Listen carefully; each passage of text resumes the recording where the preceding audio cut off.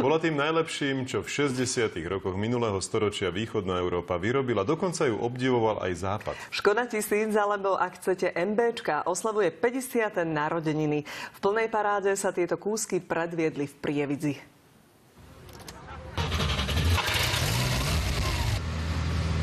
MBčka oslavuje 50 rokov a presne taký istý počet týchto veteránov sa stretol v Prievidzi. Je to kultové autičko. To, čo znamená chrobák vo bývalom NSR, tak to je Škoda 1000 pre Čechoslovákov. Miesto na rezervu či otváranie nádrže, toto je typické pre tieto modely. Martinov krásavec má dokonca stále pôvodný lak. Keď som ho našiel, v nálezovom stave motor mal 26 000 kilometrov.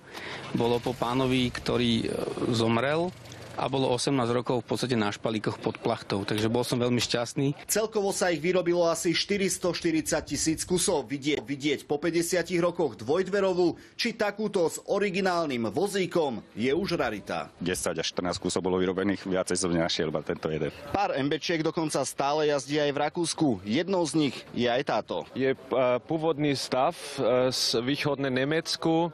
Všetko je originál, motor je originál, lak je originál.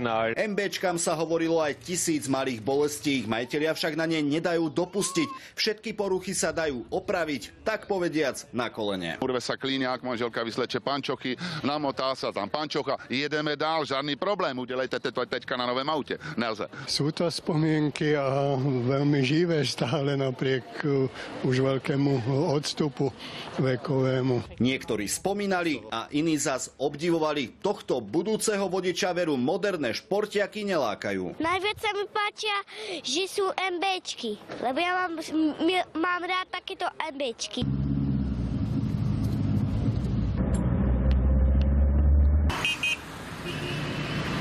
Z Prievidze Peter Ziman, televízia Markiza.